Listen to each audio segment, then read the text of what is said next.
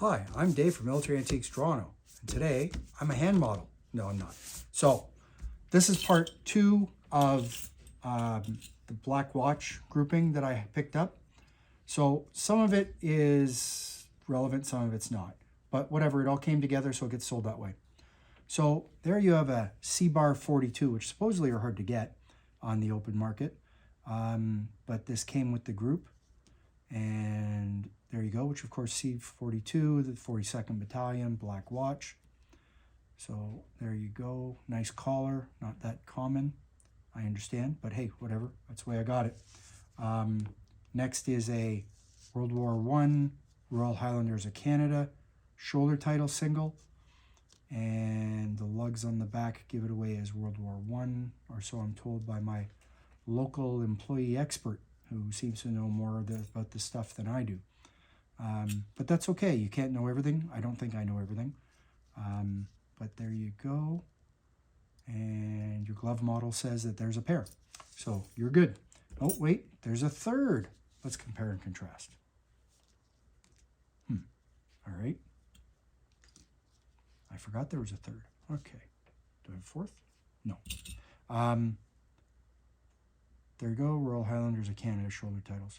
3 of them, and they were all World War I vintage, so that's kind of cool. A little black watch, sweetheart badge, and Royal Highlanders. It's British, and you can see where the holes are. So it was mounted on something at one time. Unfortunately, well, there was never a backing on it appearing by this, so not exactly sure what it was on. Maybe they sewed it to their jacket or something, like civilian jacket, to show that they were in the black watch. So there's that. And a Cosby, King's Own Scottish Borders. Again, you can see the holes that they sewed it onto something. It never was on anything. But, you know, hey, it came with a lot. So what do you do, right? Canada title. Really excited about that. I think I have bags of them. In fact, I know I have bags of them. But, you know, that's the way it works when you're a military dealer in a retail store. You get stuff walking in all the time. And some things are in bulk. And some things you buy in bulk and some things you don't. 48 Highlanders, 92nd Battalion single collar. And flat British made lugs on the back, as you can see. I asked a question once on a forum and no one answered me, so it took me some time to go figure out that that's what they are, because no one would answer me. Maybe they didn't know. Either they're ignoring me, one or the other, I'm not quite sure. But there you go, 192nd Battalion collar. Kilt pin, right. Are these World War I or World War II? The glove model doesn't have an answer for you. I believe that's later. I could be wrong. I think that's earlier. Again, I could be wrong. I certainly don't know everything. It's the way I got it. They came with a World War I group, but I think the black watch kilt that I have in the group is post-war. So really, you know what? You can't know everything. I certainly don't know. And there's no book out on kilt pins. And if there was, the guy who would write it in North Bay wouldn't put to show the backs of the pins. So who would know? So, oh, there's a dog. Black watch, cap badge, Canadian, World War II. Great. Nice to have, except that the hand model shows you that it's unfortunately the lugs were cut off, and it's the way I got it. But it came with the group. It is Canadian black watch. It is what it is. There you go. And then you have another cap badge. And I think the dog wants to go home. British black watch, World War II, with the lugs. So that's nice that it's got the lugs, but you know what? Came with the group, what do you say? I wish this wasn't broken, but you know what? I already have one in my own personal collection, so it doesn't matter. 13th Battalion, very nice.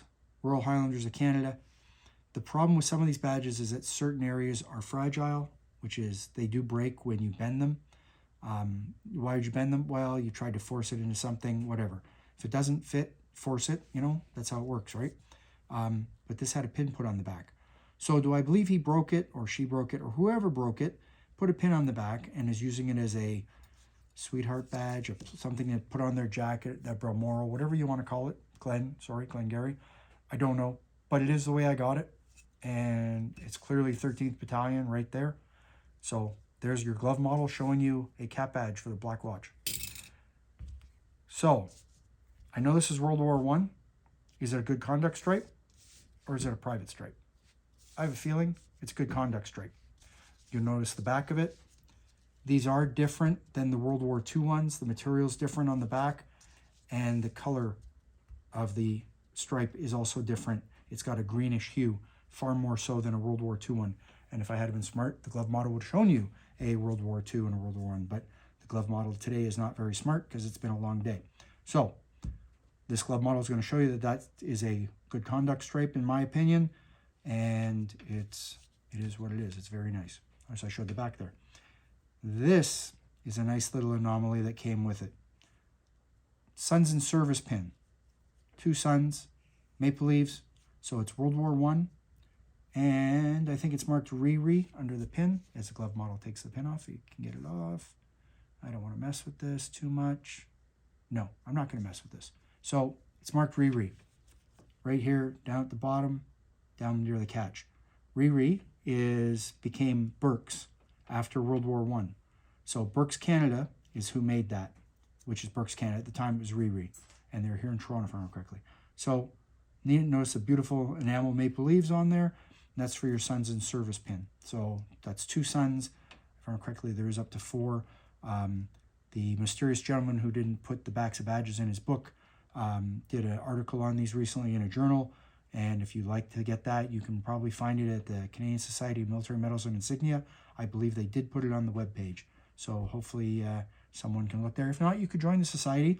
And I think it's $25 a year and get all these journals that show you all this information. So this is in there. It's very pretty. It's very nice. And it came with a lot. That's all. Thanks for looking. Follow me on YouTube, Instagram, Facebook. Look for my glove model, right? And check out the website, militaryantiquestoronto.com. It's always cheaper on the website. Thanks for looking. Have a nice day. Take care. Bye. Glove model out.